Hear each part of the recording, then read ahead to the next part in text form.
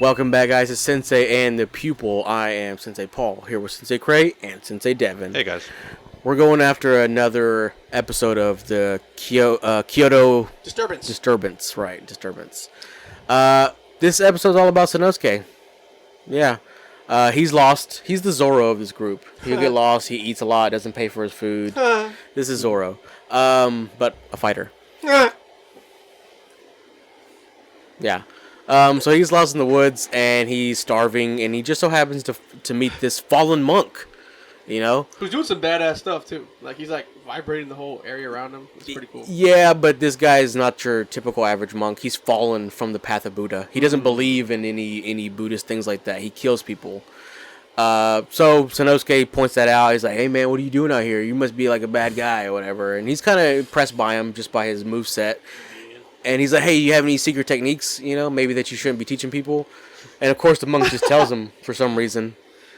Right off the bat, is this guy bad or good? Guy, obviously, he's well, he feeds a stranger. I don't know about bad. Yeah, so right off the bat, he's not bad. He could be somebody's sensei, Yeah, Sure. Yes. I didn't get bad. I just knew he was a fighter. I knew he was going to be a fighter. Either on the good side or bad side, he's definitely going to be Yeah. He's too big, dude. Too big. Okay, so he's an okay guy. He's an okay guy. So this okay monk ends up feeding Sanosuke, who's starving and lost, and shows him a technique that's a part of the vibration technique he sees earlier, but it's actually a two-hit punch where he explains it to him that you lose no momentum, no what's it called? The resistance. Whenever you touch something, right, it stops your weight, force. But then you go through it. You lose momentum and force. So he basically teaches them how to disintegrate rocks to dust, which is cool. Pulverize. I mean, yeah, that's cool. I thought that was pretty badass. And Sanosuke's like, okay, well, you know what? I want to upgrade to get stronger to help a friend and also talk shit to a certain policeman. I thought it was interesting how when he was training, he was already breaking the rocks. I'm sitting there I'm not ever breaking a rock like that in the first place. Just one punch. Right. Yeah, well, you're also not knocking trees over with your punches already. Right. Okay. You wish. You're right. But that's just it, though. He realizes it's not just breaking the rock. He's he's fucking turning it to dust, which is a whole different level of strength. So the monk shows him how to do it, how to put his fist, and he bets him that he'll learn it in a week. And the monk says, if you don't learn in a week, then what are the stakes? Like, you can kill me. I'll give my life for it to get stronger. Which the monk takes him on his offer. Who expected him to get it on the 7th day? What an anime surprise. Oh, they're going to kill him off. No, come on. Well, first I gotta have a fucking Force Ghost moment or whatever. And got the cigar out. But I thought that was cool, though. The valley in which he was training happened to be the place where they all died. I don't know if it was... Okay, that was cool. But I don't know if him learning, getting the ability down, I know this is an anime, and I know it's supposed to be real. I get confused with Kenshin, man, because you wanted Sanosuke to get stronger, but they show some really cool, realistic fights and whatnot, and then it gets to this, it's like. But you wanted him to get cooler. You said, "Hey, I wish, I wish Zanza for Hire was back," and he's actually learning a new technique. Dude, that monk took 10 years to learn it. You're spitting in the monk's face by learning in a week. You're spitting in his face. Monk's, I guess, a little slow, 10 years is a long time. That's bullshit, dude. It's a long time. Anyways. All he's doing is this, But, so Sanosuke does end up learning the technique on the 7th day. He's like, the monk's like, oh, he must have died from all the training that he did. And he's like, oh, don't kill me without my permission. And pretty much disintegrates a rock right in front of him. So it's a big-ass rock, too. Yeah, it was. It was pretty good. It wasn't even the little one. Which was cool. So he ends up surviving or winning the bet.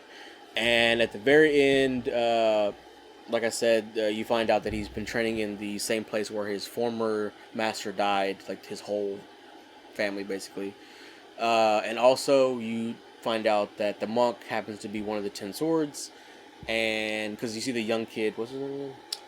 Sojiro? Sojiro ends up like, oh, there you are. He wasn't probably fucking there the whole time, and watching him because it's like that.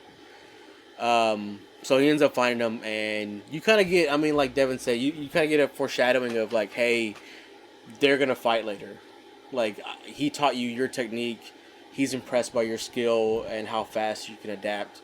So more than likely you'll see him later, and also because he's part of Shishio's crew. Anji Yukuyu-san. Anji, and you will. I'm just gonna tell you, it's not really What the spoiler. fuck?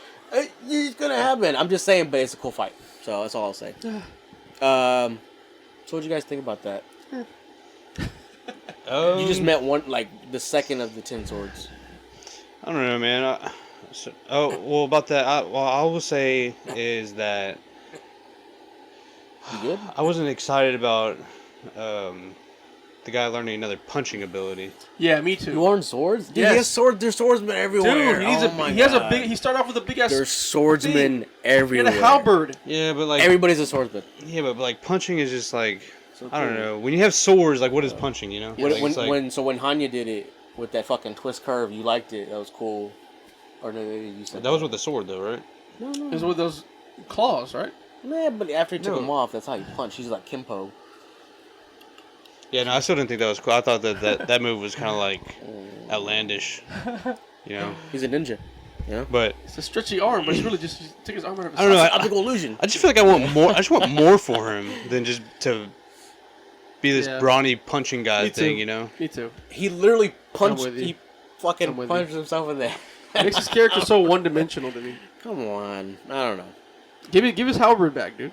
He needs his halberd back. No. They He's gonna call get it right. No. No. he's not. Oh fuck. So that was the I'm Fallen done Monk with episode. him. That was the Fallen Monk episode. I'm not gonna tell you what's gonna happen because y'all gonna be disappointed. Next one, Oh, but they're shit. still going to Kyoto. All right. So next episode, hopefully we'll be following Kenshin. Y'all vote in the comments if this should have been a watch all at once. Just kidding, you're a good guy. Yeah. Since in the pupil, we're out.